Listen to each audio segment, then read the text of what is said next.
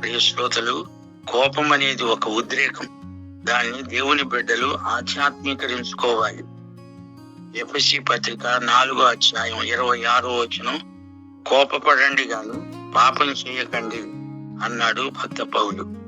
కోపం 2 విధాలు: మంచి కోపం, చెడ్డ కోపం. మంచి కోపం అయితే అందులో స్వార్థం ఉండదు.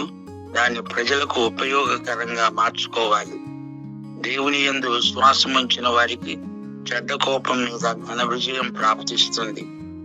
ఇప్పుడు మనం యోబు గ్రంథం 35:1 నుండి విందాము. ఎలీహు మాట్లాడుతున్నాడు. యోబు, నీవేమంటున్నావు? నేను పాపము చేసిన ఎడల నాకు కలిగిన లాభం కంటే నా నీతి వలన నాకు కలిగిన లాభం ఏమిటి? అది నాకు ఏమి ప్రయోజనము అంటున్నావా? అంటే దేవుడు అన్యాయస్తుడని కదా నీ ఉద్దేశం? నీ హేతుబుద్ధి పడత్రోవ పట్టింది. 5వ ఆకాశము వైపు నిదానించి చూడు, నీకన్నా ఉన్నతమైన ఆకాశ విశాలముల వైపు చూడు. నీవు పాపము చేసినా ఆయనకు నీవేమైనా చేయగలిగావా? నీ అతిక్రమాలు విస్తరించినా ఆయనకు నీవేమైనా చేయగలిగావా? నీ ప్రవర్తన వల్ల దేవుడు ఎలా ప్రభావితుడవుతాడు? ఆయనకు నీ పట్ల జాలి, ప్రేమ అంతకు మించి మరేమీ కాదు. అబ్రహాము విషయం చూడండి. హాగరు అనే దాసిదాని విషయంలో అబ్రహాము పాపం చేశాడు. దాని ద్వారా ఎట్టి ఫలితం వచ్చిందో అందరికీ తెలుసు. నేటి వరకు మధ్య ప్రాచ్యంలో అబ్రహాము చేసిన దాన్ని బట్టి సంఘర్షణలు కొనసాగుతూనే ఉన్నాయి. శారా సలహా విని ఈజిప్ట్ దాసిదాన్ని కూడినందుచేత శారా, అబ్రహాములిద్దరూ దీనికి నైతిక బాధ్యత వహించవలసి ఉంది. 4000 సంవత్సరాలు వారి చర్య ప్రపంచ చరిత్రపై దుష్ప్రభావం చూపెట్టింది. అందుకే మానవుడు పాపం చేస్తే దేవుడు బాధపడతాడు. 8వ నీ వంటి మనుషునికే నీ చెడుతనపు ఫలము చెందుతుంది, నరులకే నీ నీతి ఫలము చెందుతుంది.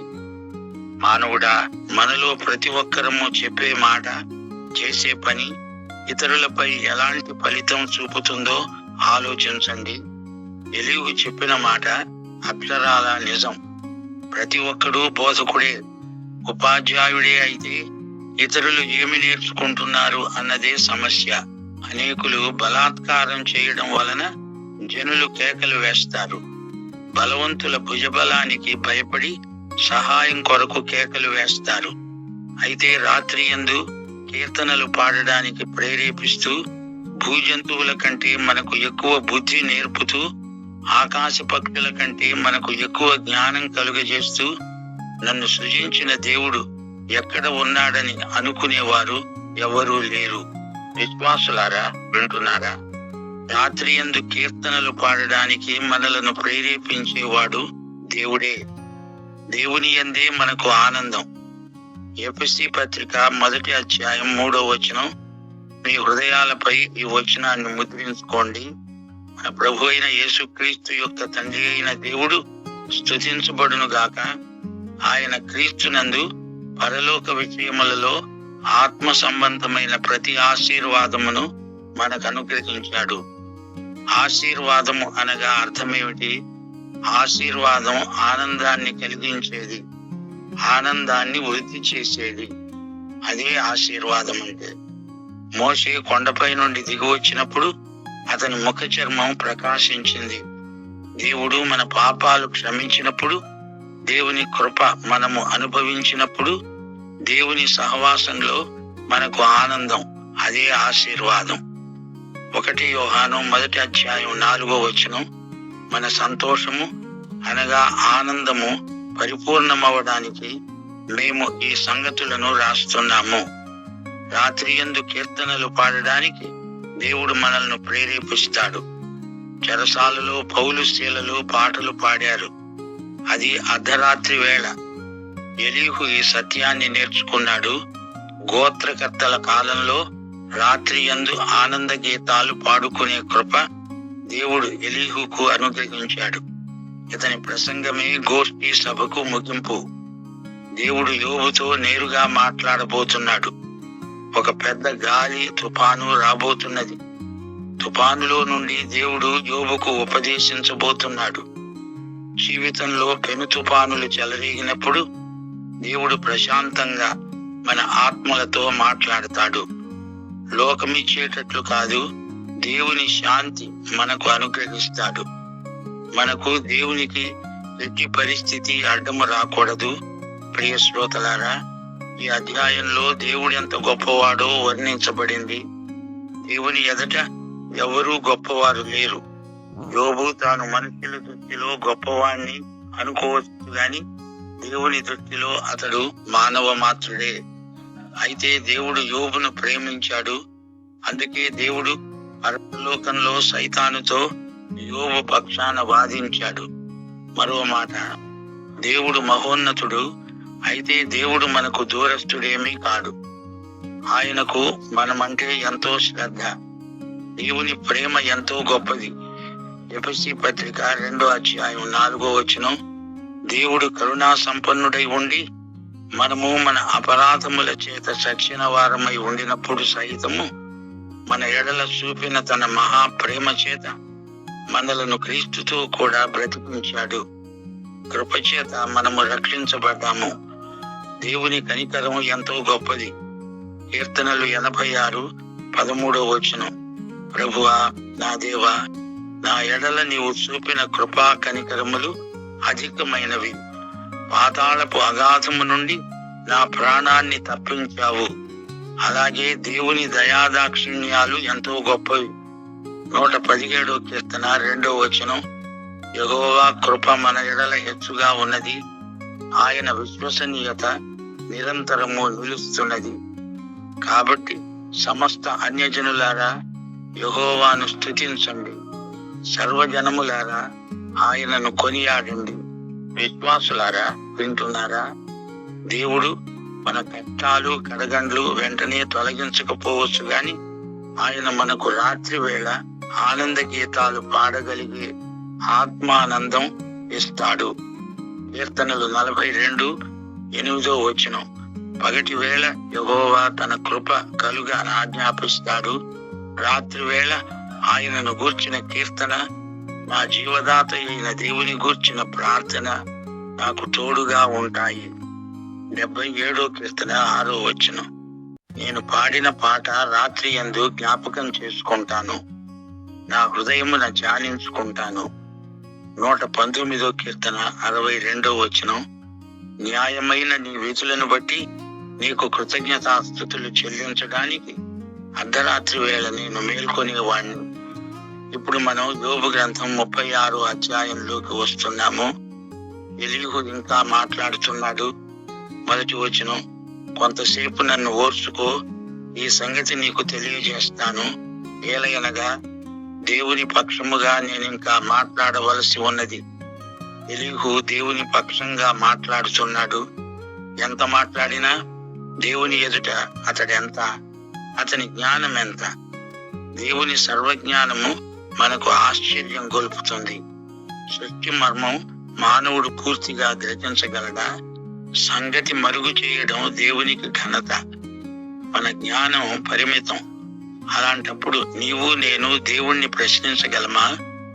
మనకు అవసరమైనంత వరకు దేవుడిచ్చిన జ్ఞానముతో ఆయన్ను మహిమపరచాలి. నేను కుర్చీలో కూర్చున్నాను, కానీ ఆ కుర్చీని గురించిన వివరాలు నాకు తెలియనవసరం లేదు. అలాగే క్రీస్తు నీ కోసం చనిపోయాడు, ఆయన తిరిగి లేచాడు. ఆయన నీ రక్షకుడు. ఆయన యందు విశ్వాసం ఉంచగలవు. అలాగే నీవు విమానం ఎక్కుతావు, అందులో ప్రయాణం చేయగలవు. మిగతా విషయాలు అనవసరం. విద్యుత్ శక్తి ఉన్నది, అది ఎలా పనిచేస్తుందో ఆ వివరాలు అనవసరం. నీవు మీట నొక్కితే లైట్లు వెలుగుతాయి, అంతే. ఎలీహు ఏమంటున్నాడో ఇంకా వినండి. దూరము నుండి నేను జ్ఞానం తెచ్చుకుంటాను, నన్ను సృజించిన వానికి నీతిని ఆరోపిస్తాను. రోమాపత్రిక 9:14 పౌలు ఏమంటున్నాడు? దేవుని యందు అన్యాయము కలదా? అట్లనరాదు. దేవుడు ఏమై ఉన్నాడో, ఆయన ఏమి చేస్తాడో అన్నిటిలో ఆయనే నీతిమంతుడు. ఎలీహు దేవునికి నీతిమత్వము ఆరోపించి మాట్లాడుతున్నాడు. మానవుడు దేవుణ్ణి ఎరుగడు. ఎందుకని? 4వ వచనం, నా మాటలు ఏమాత్రమును అబద్ధము కాదు. పూర్ణ జ్ఞాని ఒకడు నీ ఎదుట ఉన్నాడు, ఆయనే దేవుడు. 7వ వచనం, నీతిమంతులను ఆయన చూడకపోడు. సింహాసనం మీద కూర్చుండే రాజులతో ఆయన వారిని నిత్యము కూర్చోబెడతాడు. వారు ఘనపరచబడతారు. దేవుడు బలవంతుడు. ఆయన వివేచన శక్తి బహు బలమైనది. ఆయన దీనులకు న్యాయం జరిగిస్తాడు. అయితే ఎలీహు దేవుడు మానవునికి ఎంతో దూరమై ఉన్నట్లు మాట్లాడుతున్నాడు. అది పొరపాటు. దేవుడు మానవునికి దగ్గరగానే ఉన్నాడు, గాని మానవుడే దేవునికి దూరమైపోతున్నాడు. దానికి కారణం యెషయా గ్రంథం 59వ అధ్యాయం 2వ వచనంలో పేర్కొనబడింది. మీ పాపములు ఆయన ముఖమును మీకు మరుగుపరిచాయి గనుక ఆయన ఆలకింపుకున్నాడు. మీ చేతులు రక్తము చేత, మీ వేళ్లు దోషము చేత అపవిత్రపరచబడినవి. మీ పెదవులు అబద్ధాలాడుతున్నవి. నీతిని బట్టి ఎవడూ సాక్ష్యము పలకడు, సత్యమును బట్టి ఎవడూ వ్యాజ్యమాడడు. అందరూ వ్యర్థమైన దానిని నమ్ముకొని మోసపు మాటలు పలుకుతారు. పిడుగును గర్భము ధరించి పాపాన్ని కంటాడు. ఇది అసలు సంగతి. దీన్ని బట్టి మానవుడు దేవునికి దూరమైపోతున్నాడు. అయితే దేవుని బిడ్డలారా, ఈ రోజున నువ్వు గాని, నేను గాని, మరెవరు గాని దేవునికి దూరమైపోవలసిన అవసరమే లేదు. పాప సమస్యను యేసుక్రీస్తు పూర్తిగా పరిష్కరించాడు. దేవునికి మానవునికి మధ్యవర్తి ఒక్కడే, ఆయనే క్రీస్తు యేసు అని నరుడు. ఆయన ద్వారా మనము ఈ రోజున దేవుని వద్దకు రాగలము. మనకు దేవునికి మధ్య ఒక వ్యక్తి ఉండి ఇద్దరిని కలిపితే ఎంత బాగుండు అని యోబు వాపోతున్నాడు. కాని ఎలీహు ఈ సత్యానికి చాలా దగ్గరికి వచ్చాడు. అయినా అతనికి కూడా పూర్తి ప్రత్యక్షం లేదు. అందుకే చిట్ట చివరికి దేవుడు ముఖాముఖిగా యోబుతో మాట్లాడవలసి వచ్చింది. 22వ వచనం, ఎలీహు అంటున్నాడు, ఆలోచించు, దేవుడు శక్తిమంతుడై ఘనత వహించిన వాడు. ఆయనను పోలిన బోధకుడెవరు? ఆయనకు మార్గము నియమించిన వాడెవడు? నీవు దుర్మార్గపు పనులు చేస్తున్నావని ఆయనతో పలకటానికి ఎవడు తెగిస్తాడు? ఎలీహు ఒప్పుకుంటున్నాడు, నేను దేవునితో మాట్లాడగలవాడను కాను. దేవుడే మనకు పరమోపాధ్యాయుడు. ఆయనే యేసుక్రీస్తుగా అవతరించాడు. ఆయనను మించిన బోధకుడు ఎవడూ లేడు. యోహాను సువార్త 7వ అధ్యాయం 46వ వచనంలో శత్రువులు కూడా ఇదే సాక్ష్యమిచ్చారు. ఆ మనుష్యుడు మాట్లాడినట్లు ఎవడునూ ఎన్నడూనూ మాట్లాడలేదు. ఈ రోజు వరకు కూడా యేసు ప్రభువుకు ఎవరూ సాటి రారు. అలాంటి వ్యక్తి ఇక ఉండబోడు. ఆయనకు ఆయనే సాటి. విచిత్రం ఏమిటంటే, యేసును అంగీకరించని వారు కూడా ఆయన బోధలను ఉదహరిస్తారు. పొరుగువాణ్ణి ప్రేమించాలి అంటారు. కొండ మీది ప్రసంగాన్ని పఠిస్తారు. ఎందరో వేదాంతులున్నారు గాని వారి పేర్లు ఎవరూ చెప్పుకోరు. యేసు నామము అంతటా అందరి చేత ఉచ్చరించబడుతున్నది. ప్రియ సోదరి సోదరులారా, వింటున్నారా? ఎలీహు యోబును విమర్శించాడు. తనను తాను కూడా విమర్శించుకొని ఉంటే ఎంత బాగుండేది. దేవుడిలాగా మనిషి మాట్లాడవచ్చునా? అపొస్తలుడైన పౌలును చూడండి. అతడు 3వ ఆకాశానికి వెళ్ళాడు, తిరిగి వచ్చాడు, ఎన్నో రహస్యాలు చూచాడు, గాని వాటిని గురించి గొప్పలు చెప్పుకోలేదు. రోమాపత్రిక 11వ అధ్యాయం 33 నుండి 36వ వచనం వరకు, ఆహా, దేవుని బుద్ధి జ్ఞానముల బాహుళ్యము ఎంతో గంభీరము, ఆయన తీర్పులు శోధింపనెంతో అశక్యములు, ఆయన మార్గములు ఎంతో అగమ్యములు. ప్రభువు మనస్సును ఎరిగిన వాడెవడు? ఆయనకు ఆలోచన చెప్పిన వాడెవడు? ముందుగా ఆయనకిచ్చి ప్రతిఫలము పొందగల వాడెవడు? ఆయన మూలమున, ఆయన ద్వారా ఆయన నిమిత్తము సమస్తము కలిగి ఉన్నవి. యుగముల వరకు ఆయనకు మహిమ కలుగును గాక. ఆమేన్. శ్రోతలు విన్నారా? ఇవి పౌలు మాటలు. ఎంత గొప్పవాడైనా దేవుని స్థానం వహించి ఇతరులతో మాట్లాడాలంటే దానికి తగిన మానవుడెవడూ లేడు. దేవుడు సర్వశక్తిమంతుడు, సర్వజ్ఞుడు. ఆయన తీర్పరి భక్తిహీనులను, వేషధారులను ఆయన శిక్షిస్తాడు. దేవుడు మహోన్నతుడు. ఆయన లాగా ఎవరు బోధించగలరు? ఆయనపై ఎవరు నేరము మోపగలరు? ఆయన సార్వభౌముడు, ఆయన గొప్పవాడు. దేవుని స్థానాన్ని ఎవరూ ఆక్రమించలేరు. ఆయన ఉదక బిందువులను పైనుండి కురిపిస్తాడు. ఆయన ఆజ్ఞ చొప్పున మేఘాలు వర్షిస్తాయి. ఉరుములు, మెరుపులు ఆయన ఆజ్ఞ చొప్పున పనిచేస్తాయి. వాతావరణం, శీతోష్ణ స్థితులు ఆయన వశంలోనే ఉన్నాయి. శ్రోతలు, ఈ సంగతులన్నీ యోబుకు తెలియనివి కావు. ఎలీహు కంటే యోబు జ్ఞానములో, వయస్సులో చాలా పెద్దవాడు. నిజమే, దేవుని మహోన్నతిని సృష్టి వివరిస్తుంది. కాని దేవుని కృపాబాహుళ్యము క్రీస్తునందే మనకు కనపడుతున్నది. ప్రియ విశ్వాసులారా, యేసు ప్రభువు సృష్టిని గురించి మాట్లాడినప్పుడెల్లా తండ్రి ప్రేమను వివరించాడు. దేవుడు తన పిల్లలను పోషిస్తాడు, పక్షులను పోషిస్తున్నాడు, అడవి చెట్లను పూలతో అలంకరిస్తున్నాడు. మనము పిచ్చుకల కంటే శ్రేష్ఠులము కామా? అడవి పూల కంటే మన ఆయుష్కాలము ఎక్కువ కాదా? ఏమి తిందాము, ఏమి తాగుదాము అని మనము చింతించనక్కర్లేదు. అయితే ఒక మాట, దేవుని సృష్టి యావత్తు రోమా 8వ అధ్యాయం 22వ వచనం ప్రకారం ఇది వరకు ఏకగ్రీవంగా మూలుగుతూ ప్రసవ వేదన పడుతున్నది. ఇది పాపానికి ఫలితం. అయితే సృష్టికర్త అయిన దేవుడు మన తండ్రి. ఆయన యందు విశ్వాసముంచి మనము నిశ్చింతగా బ్రతకగలం. ప్రియ విశ్వాసులారా, గ్రహించండి, శ్రమలను గురించి దేవుని బిడ్డలు కంగారు పడనక్కర్లేదు. యోబు గ్రంథము శ్రమలను గురించి నేర్పిన సంగతులు అమూల్యమైనవి. శ్రమలు మనకు పరిచర్య చేస్తాయి. శ్రమల మర్మాన్ని గురించి కంగారు పడనక్కర్లేదు.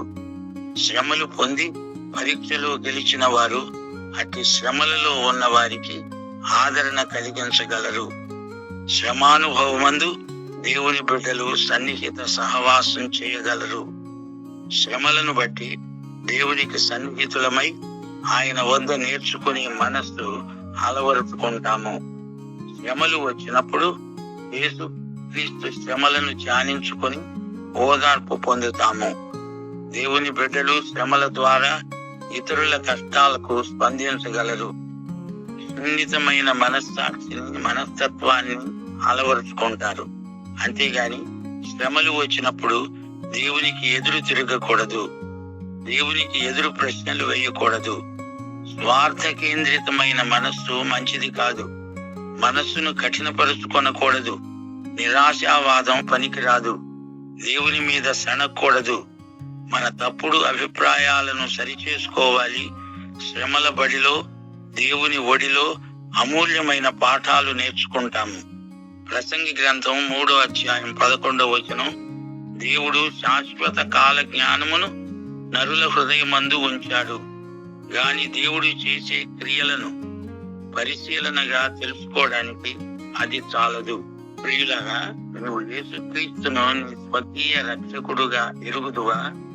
అయితే ఈ పాఠం నీకోసమే. పాఠం ముగిసింది. ప్రభు అయిన యేసుక్రీస్తు వారి కృప, తండ్రి అయిన దేవుని ప్రేమ, పరిశుద్ధాత్మ యొక్క అన్యోన్య సహవాసము మనకందరికీ సదాకాలము తోడై ఉండునుగా. ఆమేన్. God bless you.